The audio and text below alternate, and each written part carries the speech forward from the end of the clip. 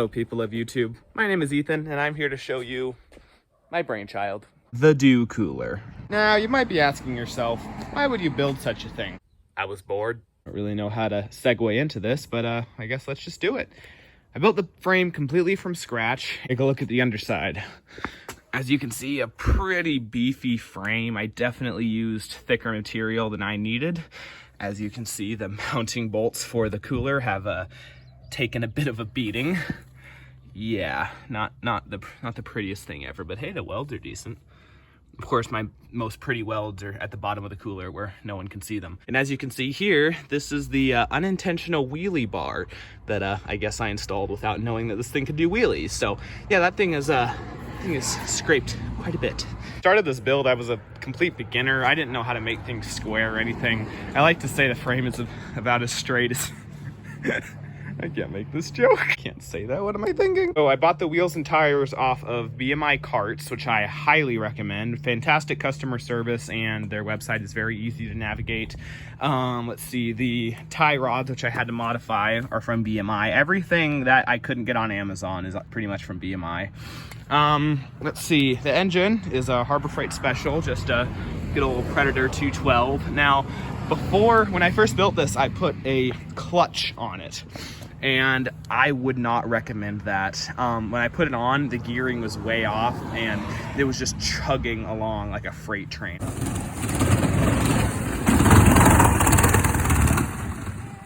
It was bad. It wasn't fast and it was pretty awful. Now I would have just added a bigger sprocket, but I couldn't do that because there's so little ground clearance. You can kind of see right there, I'm already almost touching the ground. So I had to get a torque converter for like 50 bucks on Amazon.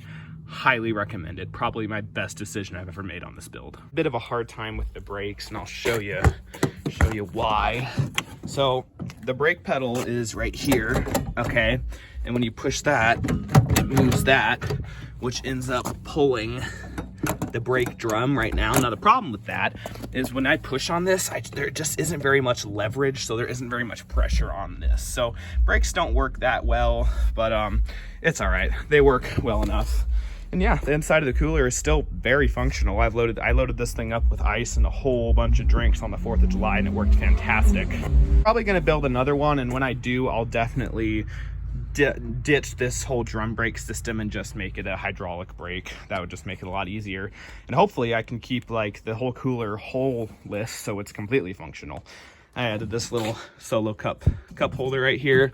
Some dirt bike handlebars, which work great. They're actually glued on there because they kept coming off.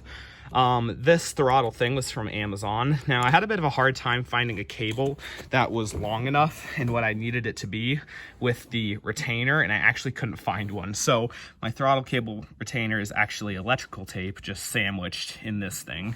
And as you can see, I had to get some different things in there. Hey, it works, okay? It ain't going nowhere, it works. Now, when I added the torque converter, I actually had to remove the governor and make a different throttle cable system. I learned how to do the throttle cable from Rather Be Welding. Would recommend. So the old throttle was like right here and you would pull it back and forth and that just wouldn't work well. So this whole system right here, the throttle cable is right there and then it like pulls on this and that's what gives you throttle, and the retainer for that is right there, if you can see that. Yeah, right there. So if you have any questions about any of this, just let me know. But yeah, pretty simple build. Nothing special other than the cooler. The shut off switch right here in case the throttle got stuck instead of back here, because otherwise I would have to reach back here and turn it off. And since my throttle cable system, oh hello, stink bug. And since my throttle cable system is pretty sketchy, I figured it'd probably be a good idea to put it up here. So I can just switch that on and off whenever I need to, and that's just glued on right there. So paint for the whole thing was obviously Mountain Dew inspired. I went up to Ace Hardware and just grabbed the most neon green thing I could find, and it matches perfectly with the can. Like I put them side by side and it works great. As you can see, I put like the darker green accents there so it really looks good, and I put some little stencils there.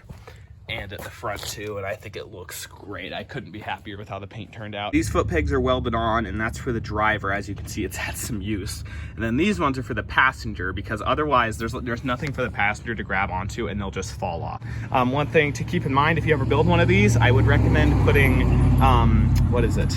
fenders on the back, so that if someone like falls off, hopefully their foot won't get sucked under the tire, because that's a very, very real possibility. As you can see, I added some camber to try to give it that like JDM drift car look, and I added the camber all right, but there's nothing uniform about these two wheels. They're very, very different angles. I didn't really know how to measure that at the time, but hey, it works. I mean, everything about it works. It's really not a big deal. The tires are pointing out a little bit. Let me get out of my shadow right there. Yeah, it's really not a huge problem, so I'll just leave it. Works great. To a meet and greet with C-Boys TV recently, and I showed Evan a video of the cooler, and I said, do you want a Twisted Tea cooler? And he's like, DM me. So might have another build coming soon, but I don't know. Whatever happens, happens. Thank you for watching.